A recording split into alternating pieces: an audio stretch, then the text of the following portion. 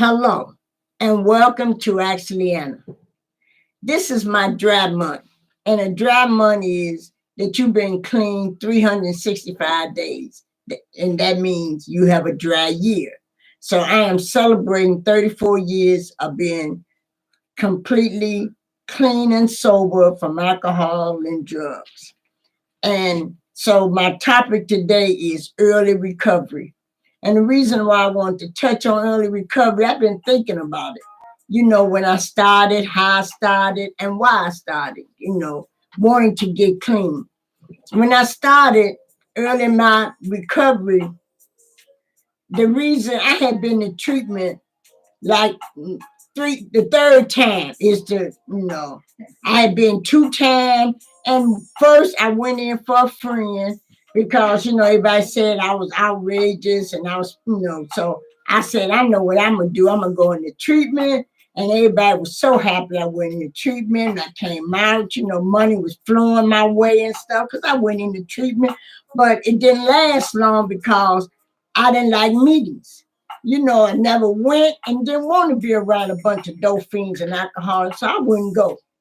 Then a few years passed, and then I tried to get on methadone, and they wouldn't let me on methadone because years, like about when I was young, when methadone first came out, I was on heroin and I got on methadone programs, but I never got on for more than 30 days. So when I tried to get on, they said, no, no, you got to go inpatient. And that's Brandon House. And I heard so many stories about they set you in the middle of the room and they talk about you. And I'm too fragile for that.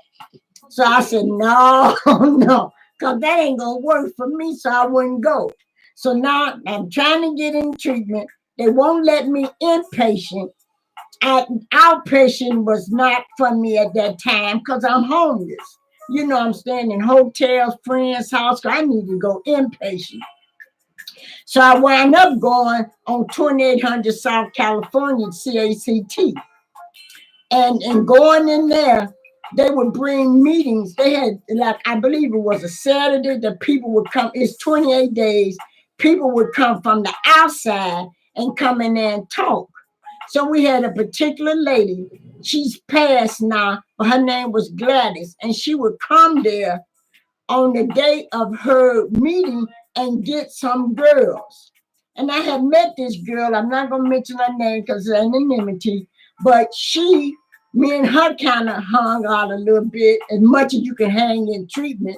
And she suggested that I go with Gladys so we can be out. And she said, you would like the meetings. And I said, no.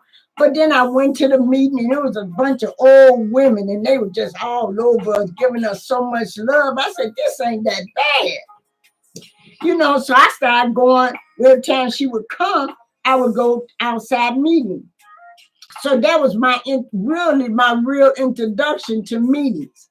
I had made a meeting before with a friend, and he suggested it.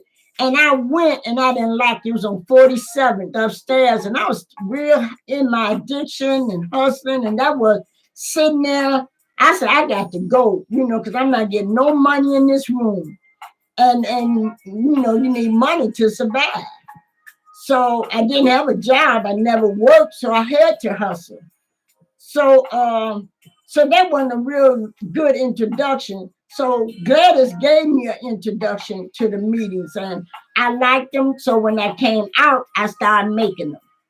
And that's the only thing that I did different from the other 2 times that I attempted to get clean, is that I made meetings and it really worked for me.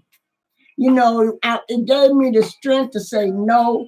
It gave me the strength to remove myself from places, people, places, and things. And I listened. That's one thing I did. I'm a good listener, and I listened. And I paid attention, and I did what they suggested. And that's all I could do. I was at the point that I had totally surrendered.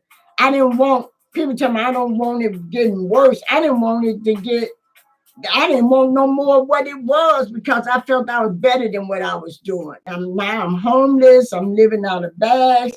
I had a friend that I stayed with, but me and whole man didn't get along. So when he was in penitentiary, it was all right. But when he got out, me and him just didn't get along because he felt I had too much influence over her. And I felt he was leading her the wrong way. We was already addicts, but he was trying to get her to hustle, and that wasn't even her thing, and she was out of her element altogether. And I wasn't doing nothing for him. So he didn't like me, and I didn't really like him. So when he was in jail, which he was most of the time, it was cool. I had a place to stay, run in and out when I got ready. But when he was on the streets, which was rare, then I had to either stay in hotel rooms or make it the best way I could. So they don't give you places without, I don't care how much money you have, they won't give you a place without references or a study income or proof that you can get income coming in. So I never had that. So I've always had problems. But with her, and a matter of fact, he encouraged me to go into treatment because he was getting out of jail too. And because he was getting out of jail, I knew that there would be a problem. So, and because of that problem, I knew that I had to move around. And then, so I did. I went right into treatment. And she was supposed to have been going into treatment with me, but she reneged. And I didn't care. And I was, matter of fact, I stayed clean for 2 weeks before. Once I set the appointment up, I started going to night classes over there at the church, GED classes, and I just stayed away, tried to stay away so I didn't get high. I could have, but I was just tired of getting high. And then me and her started having problems because she wanted me to get high with her, and I didn't want to. So I had like 2 weeks before I went into treatment, but I went in there. I got in there. And then when I was in there, she got rid of all my clothes and stuff like that. I didn't even get mad because I couldn't wear them anyway. I gained weight. So, that's all right.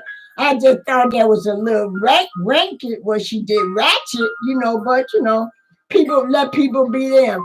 I didn't want to bust her head or nothing over it, So I just let that be. We still remain kind of cool, because I would go by there and check on her and try to get her into treatment.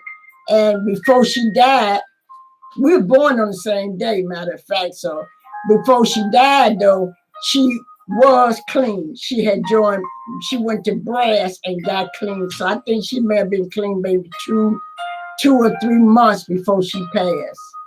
But she did die clean, I didn't see her because I just dropped by there every now and then. She wouldn't even get high in front of me. She would go in another room and get high, and I knew what she was doing because I'd come to visit her and she stayed in the back. But, and come in there to check on me and you want any juice, pop and all that. I said, I'm fine, and go on back. So, I just stopped going because she wasn't no company for me. But I did encourage her to get herself together. And she did. I know I had been clean at least 5 years when she passed. It's just that recovery is not for everybody because some people are going to die high. But if you really want to change your life, you can. It's all about what you want. And when I got in, started making those meetings, I really wanted to change my life. And I did. I went back to school, got my GED, got my associate's degree, and got my bachelor's degree. After 1 year of being clean, I stopped smoking. I just wanted change. And they told me that you can use those principles in AA, the principles of recovery, to stop doing everything. I haven't been able to stop eating candy though, but I'm not even trying to use those principles for that. Not yet anyway. I should, but I haven't. I said, I gotta keep some vice. But that vice I know is killing me. But, one day at a time with everything. I'm just truly happy. I hope, my talk helps somebody. Recovery do work. You know, I'm just happy I found it, and I hope you can find it too. It's for everybody. That's if you want it, though. You know, I just I don't know what to say. The recovery is just so amazing to me. It have given me so much, and now I want to give back so much. And I hope I can do it with this show. I expect y'all to tune in. You got any questions? Please don't feel free to type them in. Use the chat. Go to the chat and at the top of the page and type in your question. I'll answer them to the best of my ability. And I have a lot of abilities, trust me. I know a little something. I haven't lived all this time for nothing. You understand? I'm a good learner. He did. I'm an avid reader and I love to learn. That's why I know a little bit today. Because I research and I keep cotton in my mouth and open up my ears and listen. That's what they told me in the rooms. In the rooms, they said, take the cotton out your ears and stick it in your mouth and shut up. They don't even want you talking when you're early in recovery. They want you to sit there and listen. So I'm from that old school. They had principles. I mean, it wasn't no playing. It was about business and everybody was serious. Non-salute.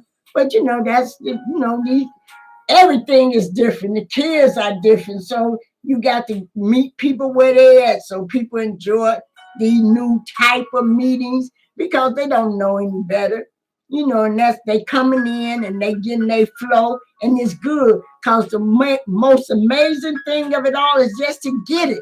You gotta, whatever it takes, just get it. Make your life better, and you can. It's your choice. I know my sponsor told me, he said, you can get it. Anybody can get it. And a lot of people would be insulted by that, but I wasn't, because I know if I could get it, anybody can get it, because I have did my fair share of everything. And here I am today. I hope I can help you. Please keep tuning in. Thursday at 7 p.m. I am here to help. Let me be your trusted servant and let me help. Y'all have a blessed evening, and I'll see you next Thursday. Remember, tune in and put your little questions down, because the name of the show is Ask Leanna. And asking, that means you have to ask me a question and I'll give you an answer. What about it? Huh? See you next week. Love.